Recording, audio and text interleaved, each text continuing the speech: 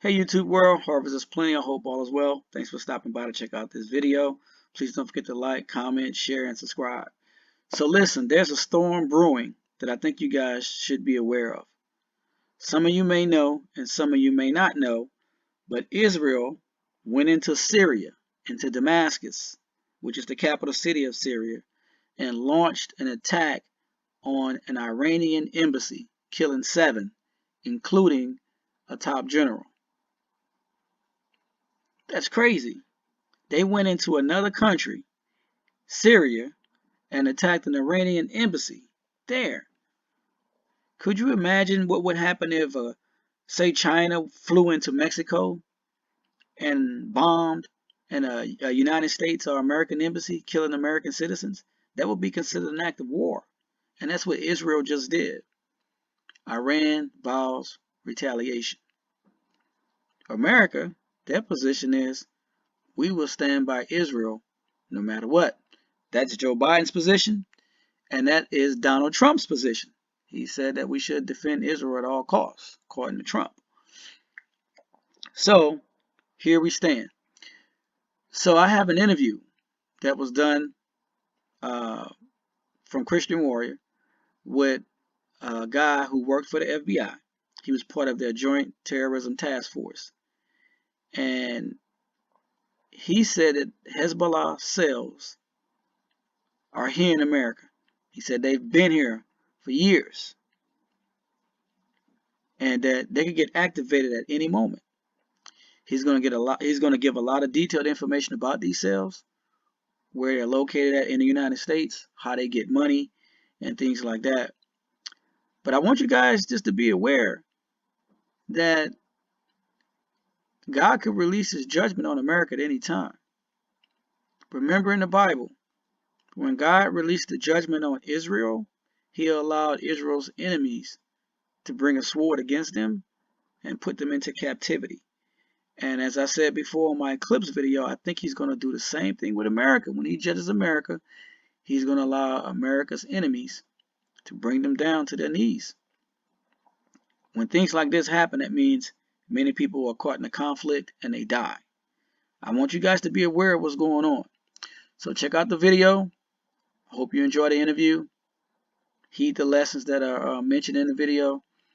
And I'll talk to you guys soon. God bless to you and your family. Tell us a little bit about yourself. It doesn't give everything away, but we still have an idea what's going on. Good to be here. Thank you for having me. I was a law enforcement officer for about 3 decades, and for about 14 years, I was assigned to a counterterrorism unit with a local law enforcement agency, and just over 3 years of that time was with the Joint Terrorism Task Force with a few different squads of JTTF. So most people watching this have no idea what JTTF is. What do they do? It's the Joint Terrorism Task Force, largely run by the FBI, but it's a task force with local officers as well. Other federal agencies, local law enforcement from police departments and sheriff's departments that come together, and they bring their various skills and their various authorities to do terrorism investigations, both domestic and foreign terrorist investigations. So everybody has a specialization in JTTF, I assume. Some have general terrorism squads that just go after everything. And then they have also Hezbollah squads and Al-Qaeda squads and domestic terrorist squads. And so you were assigned to Hezbollah. What was that like, working in the Hezbollah squad? I was assigned both to a general terrorism squad originally, and then I moved to the Hezbollah squad. It was great originally. It was cool to get some extra federal training, especially the training that they provide on counterintelligence, because we weren't getting a lot of that in the local law enforcement. And it was nice to have federal credentials that if I wanted to, I could get on a plane without having to have a body cavity search. And it was fun originally, and then the more and more I got to know FBI, the more disheartening it was and more disappointing. So you and I have talked about that before, and I don't want to go too into the weeds because we want to stay with Hezbollah. Right. But people who have watched my videos before know I've been very critical of the FBI because of just what they've become. Tell me why you were disenchanted with FBI. During my 3 years there, I worked with probably 30 or 40 different FBI agents. Ran into a lot more, 100 of them. 3 or 4 of them, I would say, they're patriotic Americans, good cops that learned it from a variety of sources, but that they're doing the Lord's work, going after terrorism and trying to keep our country safe. The rest of them, largely pencil pushers, that this is just a good paying, somewhat good paying federal job, and they'll do it half-ass, and no real thought of their oath of office or anything else like that. So one of the things we talked about the causes of that, and we had a good discussion about that, and there was the qualifications needed to become an FBI agent. If you're a police officer for a local agency, a state or county agency, you go through the academy. Then if you're a sheriff's deputy, you go to the jails for a couple of years. And then the rest go to patrol. And then after you work patrol for 3 or 4 or 5 years, you try to get to a specialized unit, you try to make detective, and you learn how to become an investigator based on your years of street investigations. Somehow, the federal government believes that an FBI agent is qualified to be a detective the day they graduate from the academy. And all the federal agencies are like that. I think for whatever reason, the FBI just gets more of the pencil pushers, accountants, and attorney types, which is what they recruit. And then they get in the field and they start doing investigations, and it's learning on the job kind of thing, whereas it should never have been like that. Where for like you and I, we were on the street for a long time before we got a detective assignment. Right. And so we had all those contacts with criminals, and you can see the games they play and just how the street works. Absolutely. For me, I couldn't imagine going straight to detectives out of the police academy. It's just trying to do these complex investigations. Yeah, and especially when I was at the FBI, when I was on the Hezbollah squad particularly, one of the things that was so shocking was the most senior FBI agent on our squad, he had 1.5 years on the job. So It's not even like, okay, well, go work bank robberies or something for a while and build yourself up till you're ready to work counterterrorism. It's like, yeah, learn how to be a cop doing counterterrorism investigations and taking our country's enemies down. It's crazy. Yeah. No wonder we're in trouble. So can you give me a brief overview of Hezbollah without giving away all the secrets, its structure, and why Christian churches should worry about that? Hezbollah formed largely after the PLO was kicked out of Jordan, and they moved into southern Lebanon, and the Iranians saw them as basically useful idiots and helped form them, and they fought in the civil war in Lebanon, got some experience, and eventually in 1982 they formed, became a Shia terrorist organization. Some will argue they're a political organization with a terrorism wing. I don't agree with that. I think they're just smart enough to know, hey, we need spokesmen, and we can't have them killed or arrested every time they come up on the podium and say, I'm with Hezbollah. So they break it up into their political groups. They killed more Americans than any other organization prior to Al-Qaeda. Wow. They were responsible for the Beirut Marine Corps barracks bombing in '83. I remember that. And they are extremely organized and extremely embedded in the United States. Now, when it comes to churches, Christians specifically, why should Christian churches be concerned about Hezbollah in the United States? because Hezbollah has the infrastructure and organization here, they have not chosen to use it operationally as far as terrorist activities on a regular basis, but they're all here. They have the know-how, they have support. All they have to do is say, hey, you know what, it's time to be active in the United States. Hit 3 churches across the country at noon tomorrow, and it'll happen. So one of the things that I heard back to the GWAT, we're going back to those days, but it sounds like we're coming back again. We were told that really the Hezbollah cells wouldn't activate until we went to war with Iran. Is that true? Is that not true? I think that's a realistic thing because Iranian government intelligence services, the MOIS and IRGC specifically, they give instruction and control over Hezbollah largely.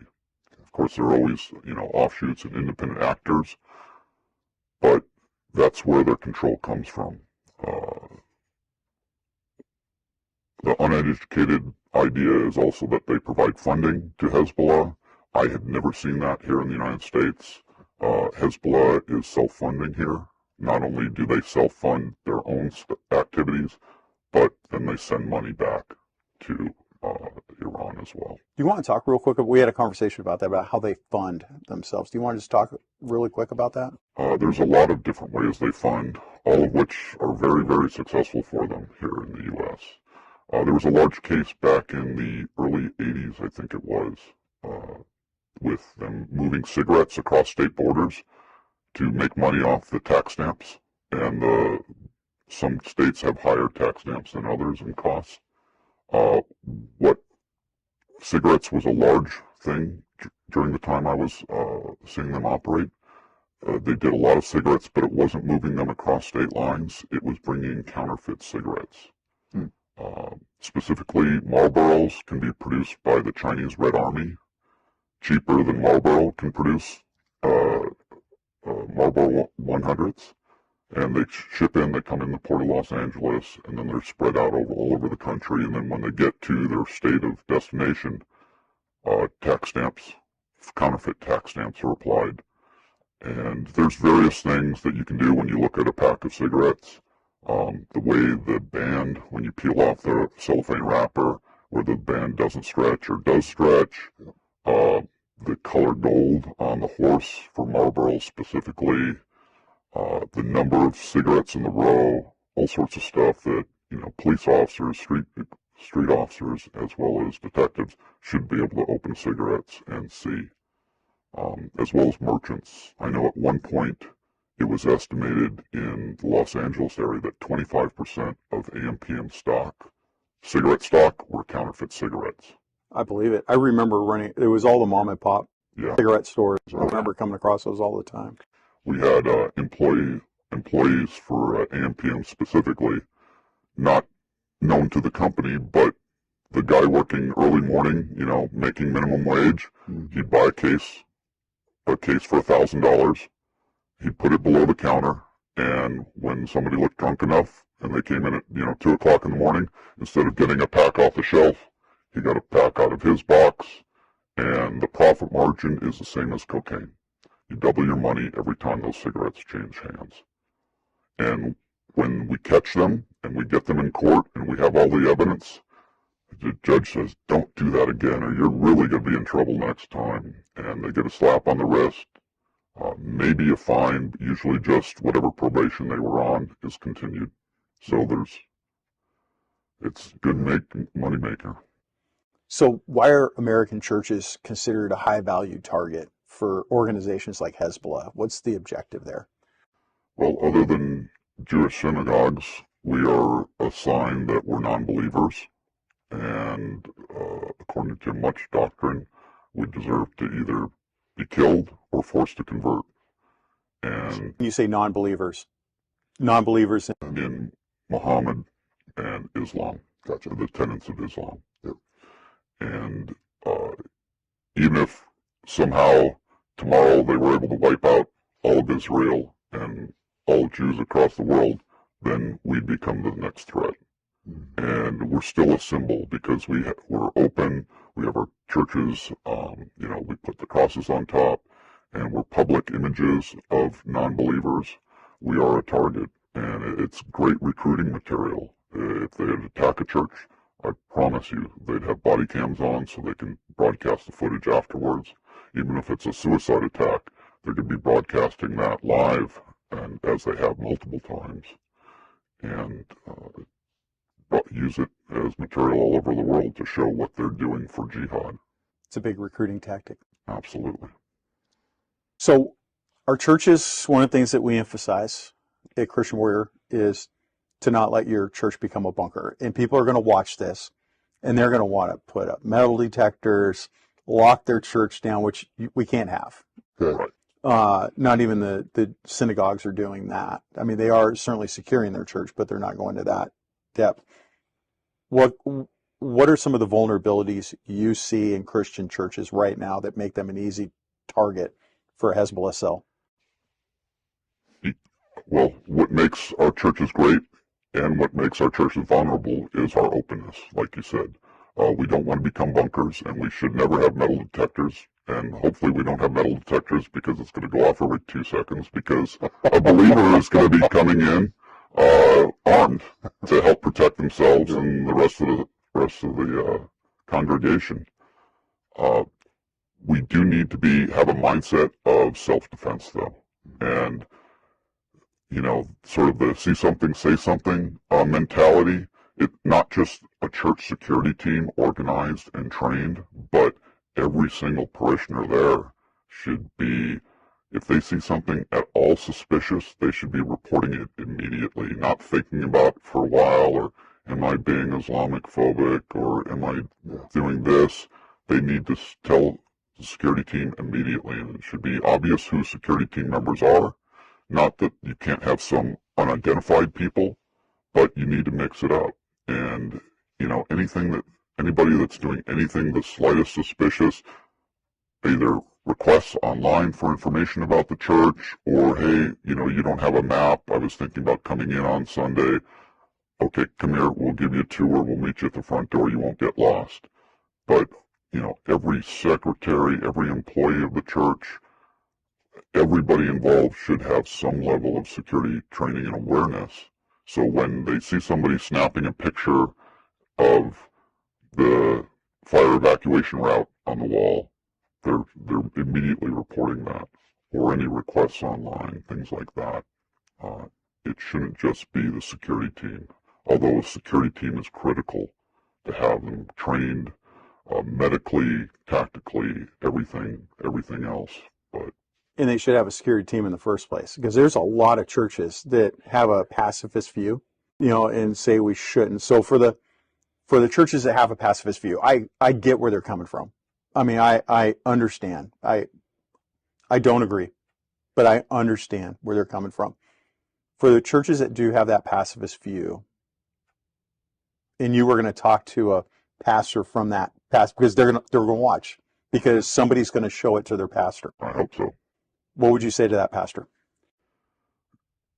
God gave you the ability to prepare and defend the lives of your parishioners, and walking to slaughter is not the right way to do it. Yes, we're in God's hands, but God gave us the ability to fight, see things, report things, medically train, all sorts of other things we can do to prepare and defend our congregation, and we have an obligation, a duty to God to do it. And ultimately, your security team are enhanced greeters. I mean, we stand at the door, we say hi, and really regular people should not realize that you're a security member. They just go, what a nice man, great church. But the Hezbollah guy doing a scouting mission should come in and go, oh, nope, this isn't the place to go. He's going to be uncomfortable from the attention, from the welcome, everything that a normal parishioner who is curious about worshiping and legitimate would feel great about. Hezbollah or some other terrorist organization coming in is going to be made uncomfortable, and they're going to get out of there and go someplace else. The best example I can give too is if we were to walk into a Muslim mosque to pass and to pass off like I'm just here to worship, what would we look like in there? Right. It wouldn't go well. No, no, we wouldn't know how to wash our hands and our ears and everything else. And Yeah, and a greeter would be like, "Oh, welcome," but like the greeter that is actually armed, that's just here to be like, "Welcome." Me and you would pick that guy up. And go, oh, this ain't right. yeah, And we would leave. absolutely. One thing I don't know how to work it in, and I don't know if you even think it's important too.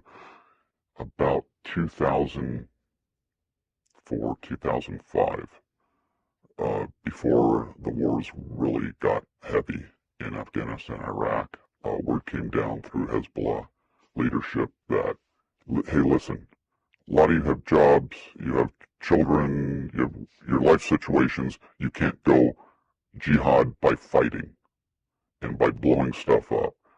However, you can always do jihad. Next time you go on vacation to the United States or someplace else, you should be attracting attention to yourself. You should be photographing emergency exits of buildings, load-bearing columns, things like that. Any emergency services, hospital entrances, police stations, fire stations, so that attention comes to you, they investigate you, and they don't find anything, while the brothers who are actually doing operations can be overlooked. You're right. I don't remember getting that bulletin, but I remember getting the calls and stopping people, and they legitimately stop. Yes. Taking pictures of communications tower. Yeah. Government oil refineries, power stations. Yep. Government research facilities. Yeah. FAA facilities. Yeah. I remember that. Yeah. And we always were. I didn't realize that was a thing where they were telling them to go do that. Yeah. I remember getting tied up on a lot of that stuff and thinking like, dang, we got a lot of jihadis here. Yeah. But it was concerted effort, and it was a good tactic, brilliant tactic.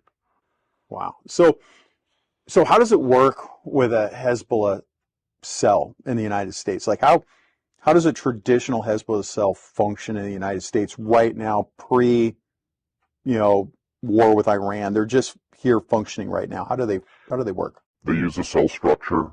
They have one person as their leader, giving directions to 7 or 8 members, and those 7 or 8 members have no idea who this person's reporting to. And they go out, they raise money, they pay in to it, they send out the chain of command, they may report on law enforcement activity against them or inquiries, and basically they're fundraisers, to say the United States isn't a sponsor of terrorism. If we crack down on all those jihadists doing counterfeit cigarettes and counterfeiting Gucci and motorcycles and everything else they do, then we wouldn't, but we tolerate it. And so they bring in this money. Where does it go? It goes back to Lebanon and goes back to Iran. Do they keep any for themselves? They do. They live, a lot of them. There's different levels of the pond, but there's a lot of fat fish making very much money. I'd say probably most of our suspects, they lived in houses that were about double the cost of mine. They had all luxury cars in their driveways, and they were all on public assistance. No reported income. They were making all their money tax-free or showing very little income. And then there were, bottom feeders that weren't making very much money. They were just workers in a store. And so we're paying for their jihad. Oh, we are absolutely paying for their jihad. I talked to ICE agent in, CBP agent in Detroit one time, and he said the CARE organization, when Lebanese specifically and others come to the United States, CARE will send them the public assistance program information and applications before they come to the United States. And so when they land, they've already got their packages filled out for whatever jurisdiction they're going to. They come to town, stay with family, they have their interview, and then they leave an ID behind, and the checks start getting sent to that person claiming, yeah, I came to the United States, I've got no job, I've got, 7 kids, and, they need public assistance too. And they all get their little EBT cards, and then they go back a week later, go back to Lebanon or wherever they came from, and they share the profits with the family they visited. So how many, like, you probably don't know this answer, and if you did, you probably wouldn't be allowed to give it. Is there any open source that shows how many Hezbollah people are in the United States right now? Not that I've ever seen. In Southern California, I would say it's safe to say there's thousands, just not tens of thousands. Just in SoCal? Yeah. You look at cities like Bell, California, and Anaheim that have just been completely infiltrated. There are various government agencies, in some cases law enforcement, that have been infiltrated by them or their sympathizers. It's funny, you bring up the law enforcement aspect, and I was thinking about that, and I didn't know if I was going to ask you about that. But I've been watching how California has changed the rules to where now illegal aliens can be police officers. Yet me and you both know they can't possess a firearm. It's a federal crime for them to possess a firearm. But yet they graduated the police academy. And me and you both know that means somebody gave them a firearm, and they passed that module. And whoever gave them the firearm is guilty of a crime, and they're guilty of another crime besides being here illegally. And we are obviously old school, right? We are obviously considered the old school cops, which is weird because I don't feel an old school cop. I'm thinking those are the guys in the 50s and 60s. But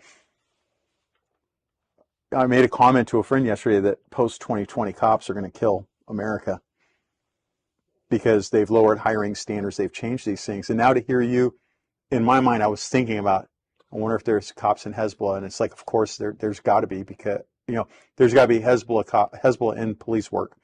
I figured it's got to happen because we know gang members have made it, because departments have lowered standards, not doing proper background investigations. I think with the defund the police movement, it's much easier for them to move in there. Yeah, sadly, I knew numerous people involved in law enforcement, both my agency and other agencies, that were at the very least sympathizers for both domestic terrorist organizations as well as Islamist terrorist organizations. I think it's important to point out too, like, I get it, I've seen the same thing. But it's important to point out a majority of your cops are good people. Absolutely. Good, hard-working heroes that all of our people should support. But police administration is killing police work by caving into special interests, which allows these infiltrators. Absolutely. The majority of cops, I would say, are complete heroes, sacrificing their personal lives with their families and their pay and everything else to do the job that they swore to do and take their oath very seriously. And like every job, there's some that sneak between the cracks or come in for because it's a good paying government job and they don't have those same ethics.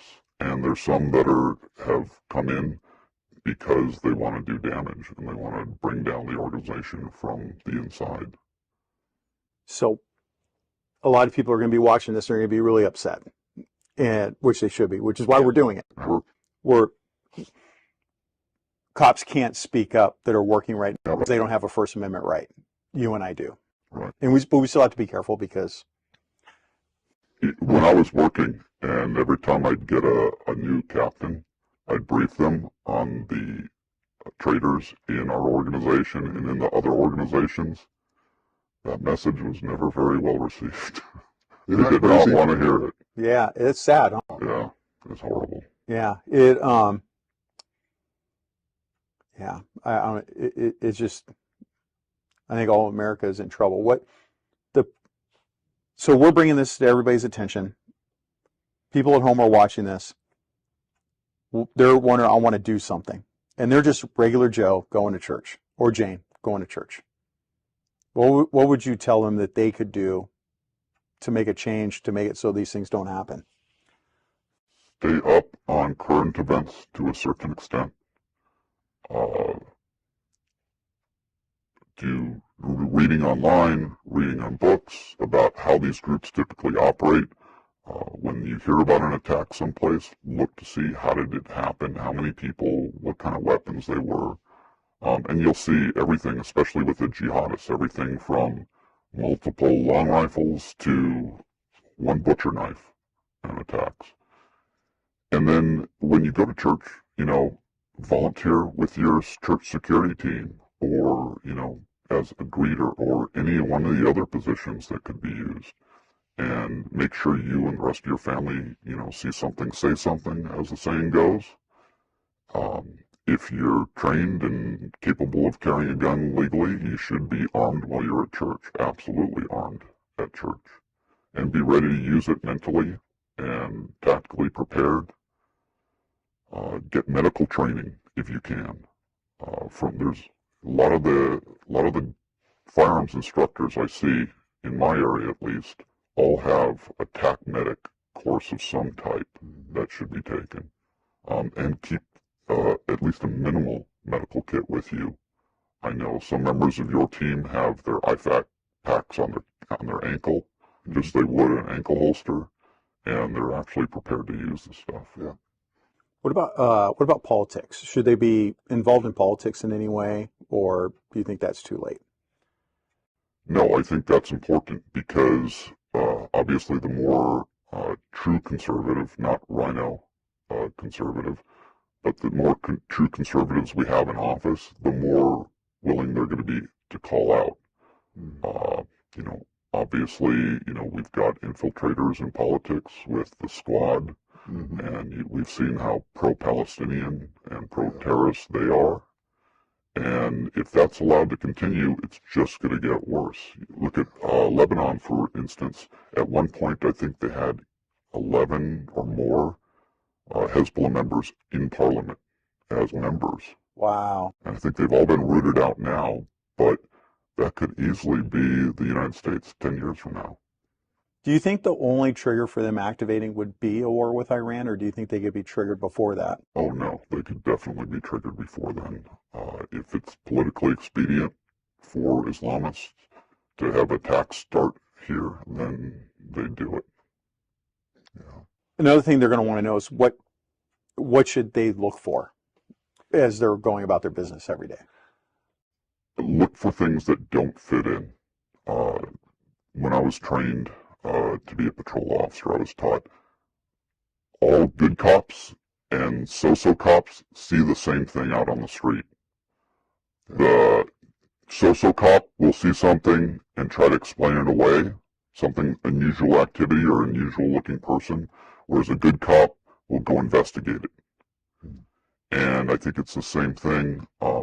Same thing with this is, don't just make up excuses why something looks out of place. Report it to someone else and either investigate it yourself or let the forces that be investigated. If it turns out to be nothing, that's a good thing. That's what we want. But we should be reporting it.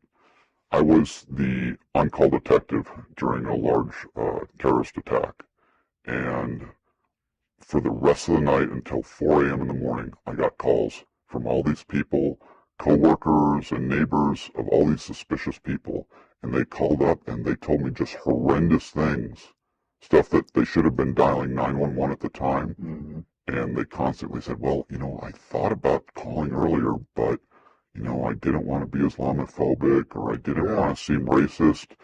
And the lives that could have been saved if everybody just would report suspicious activity that they saw. You're absolutely right. I think all cops have been there before where it's like, why didn't anybody call 911? Like, everybody saw this. And you're right. It's because they're afraid of being labeled a racist or whatever, because the media made you think that. Right. The media made you think that you were a racist because you'd call that in. Right. And that's absolute crap. There are armies of jihadists online, young guys as well as pretending to be young guys, and they are on all sorts of social media and dating websites looking for young women. And I think too often we focus, well, if we have somebody come through the door that looks like they might be Arab or Persian, they're going to be a threat. They may or may not be, but it also, a young white blonde-haired girl that comes in that wants to start attending church, she could be too, and she could have been recruited and by one of these guys online. And there was an incident in Denver. It's probably about 7, 8 years ago, and this short-haired, cute little attractive blonde, she's on a church campus taking pictures and doing measurements. And they stopped her, and they're going, "What are you doing?" "Oh, my boyfriend in Afghanistan asked me to take these pictures. He wants maps and drawn out," and she was doing sketches of it because he wanted it. Wow. And so, don't just, we need to look for everybody that's suspicious. And obviously, if we are just looking at, one particular race or one nationality, it would be racist, but we need to look at everything and get everybody that might be coming after us. So we talked about tribalism earlier, that they are tribal. What do you mean by that? Western cultures, we really don't understand this very much, but a large number of traditional Arab folks are very tribal in that it's not just they're against the Jews. If the Jews disappeared tomorrow, they'd be against Christians. If the Christians and the Jews disappeared, they'd be against the Sunni or the Shia or the Wahhabis. It's who's ever not exactly like them. So there is no appeasing anyone. There is no getting along or compromising that should be done. I wanted to also mention the typical way we saw jihadists come into the United States. Back when I was working this stuff, they'd start off coming from Iran or Lebanon into the tri-border region in South America, Venezuela area. That is their outpost for Iran because of sanctions and so forth. Iran can't even import t-shirts. So everything that they needed made for the military or the government, they have made at factories down in Venezuela. Folks come in there, everybody speaks Arabic, and then the ones that were headed to the United States would take 3 to 4 months studying Spanish as they went, coming up, making it to the Mexican border, and then cross into the United States. And they'd have to pay more than Mexican nationals or Guatemalans or the others. But they'd come into the United States, they'd buy little shops in areas where, in largely Hispanic areas, they'd own the shop, they'd have 3 or 4 Hispanic girls working as clerks, and they'd stay in back, continuing to practice their Spanish. Eventually, they'll find one of their clerks who will agree to marry them. It costs about $4,000 to $5,000. They marry them on paper. They have that Hispanic American worker give them U.S. citizenship by their marriage. They stay married to them for 4 years. We even saw a police officer do this. Really? Stay married to the American woman for 4 years, then they can divorce them. Then they bring their real family, who's been back in Lebanon and Iran, bring them over to the United States, marry them on paper for the first time here, and then they get citizenship, and it just perpetuates from there. And they get public assistance too. Actually, absolutely public assistance. And, everybody walks into these little stores and they think, oh, this is a cute little Hispanic store, these people working hard and making money, except it's not really a Hispanic store. It's really an Arab store, and they're selling counterfeit t-shirts and jeans and watches and everything else. And these, people that don't know any better are down there patronizing them. And all that money is funding terrorism. Helping fund terrorism. And you go into areas like in New York, you have Canal Street, In Los Angeles, you have Santee Alley, and people go down there on weekends and spend money, and they think they're just buying really cheap imported or stolen, watches or sunglasses or whatever crap it is. They're helping these jihadists work against us and helping them do attacks in their other countries as well. Interesting. Well, that's a lot of information in a short amount of time. I know that you're not giving away state secrets. You're just stating open source stuff, but we are keeping you secret because government is vengeful. Yes, they are. Just ask the Catholics. All right. Anything else you want to add before we head out? No, thanks for having me. I remember. What about is there something about the alphabet? ABCs. Always be caring. That's right.